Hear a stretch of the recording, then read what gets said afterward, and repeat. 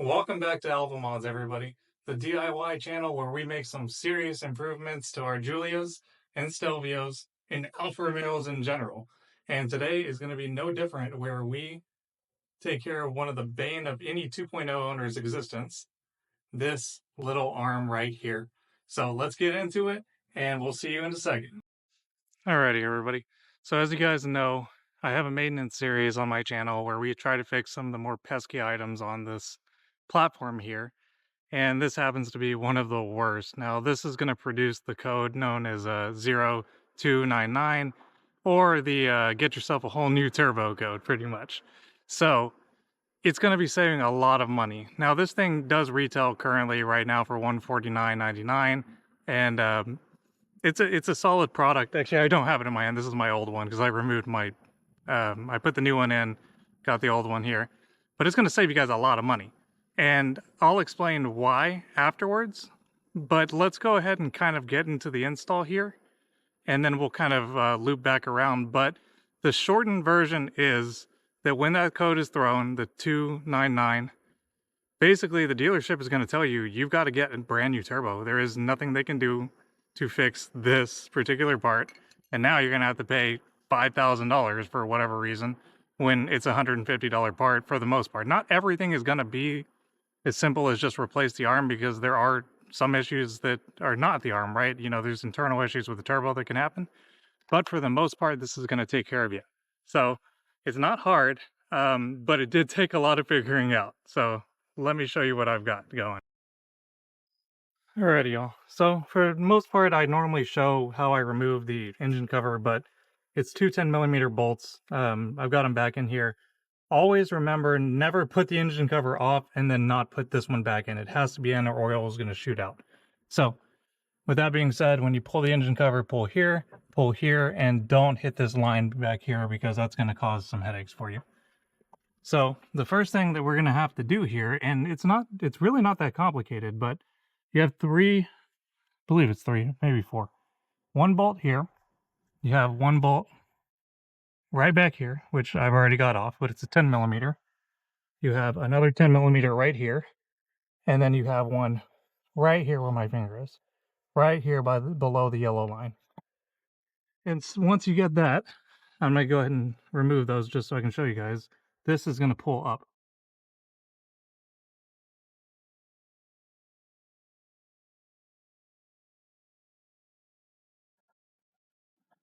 And what we're doing here is just removing this last little one.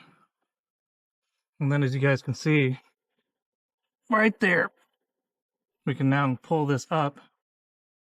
We can now pull it up enough to comfortably get under there to be able to pull the eclipse. Okay, so once you guys get this up, you're pretty much there. And just want to take a minute to talk about this little tool that we're going to be using, because I've used this for this part as well as I've used it for that back part. But basically, this is what I got at the store. And if you haven't ever used one of these before, you pull this little pin out and it lets you swap this head. And you want to get the 90-degree angle one.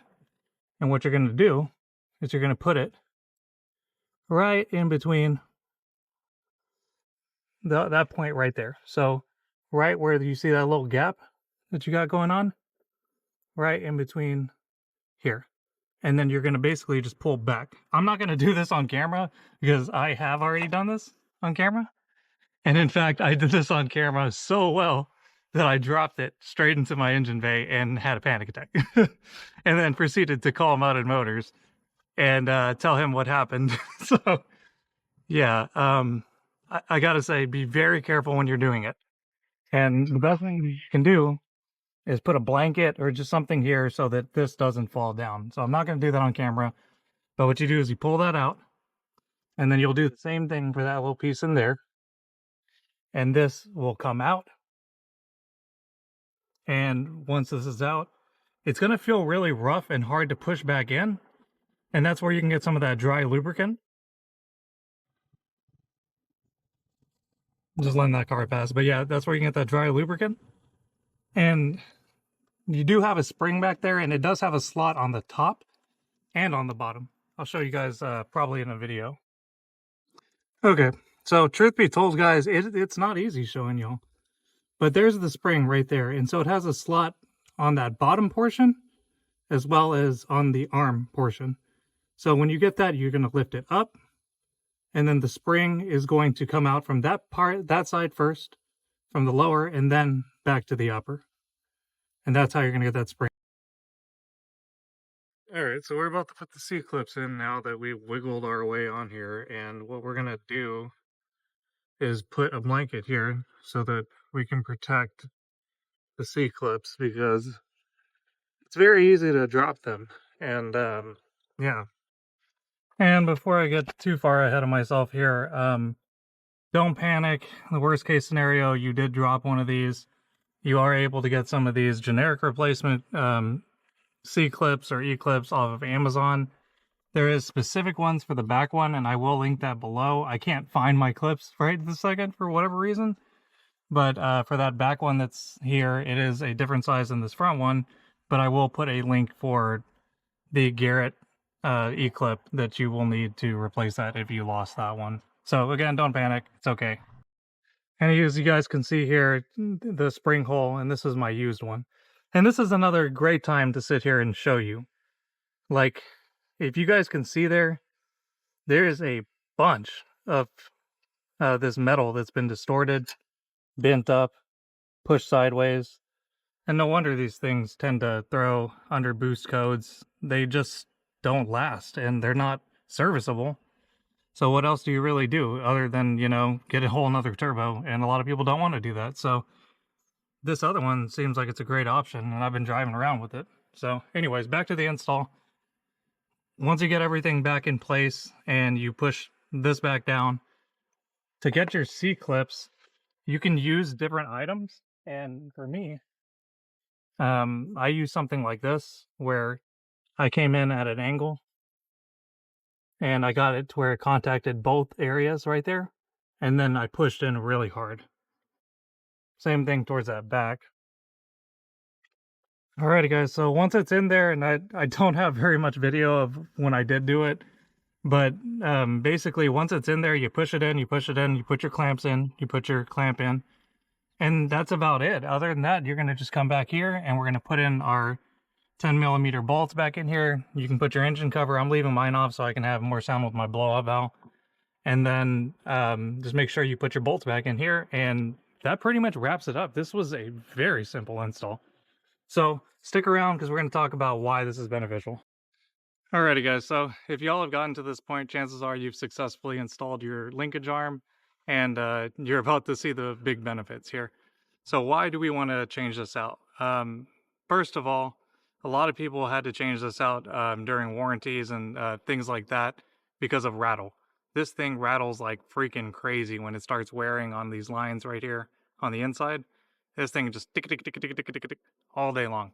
So a lot of the times a customer would go to the dealership with a warranty claim and they would say, hey, it's rattling a whole bunch from the engine bay. They would replace the whole turbo. That's no longer necessary with the replacement piece that we have in there. And we were able to pick up a lot of low-end torque as well. I noticed a big difference. I noticed this more than when I did my intake mod last. So if you guys are out there wondering whether this is worth it or not, you may not even notice that you're actually missing a bunch of random torque. So this is definitely worth it. The next reason why you would need this is because you're throwing a check engine light and you're in limp mode. You can end up in perpetual limp mode when you have this. Like, the turbocharger itself is not bad, but because of the excessive play in here, the computer thinks that the turbocharger is bad, and it's now telling you to replace the whole freaking thing. So, again, this thing is a no-brainer. It's going to save you a bunch of money. If you guys want to use my code, Alfa Mods, Ricky's going to be selling this on his website on moddedware.com. I'm going to put a link below. If you guys want to support me, please use this code, get some orders out there, and let's get back to enjoying these freaking cars. So if this helped out, please like and subscribe, and we're going to be doing videos like this all the time. Sorry there was a delay between my last video and making this video. We had a bunch of stuff going on with my family and my wife and whatnot, but we are back at it, and we're going to continue to be making more mods. We love you guys, and we appreciate everything we do. Alfa Mods out.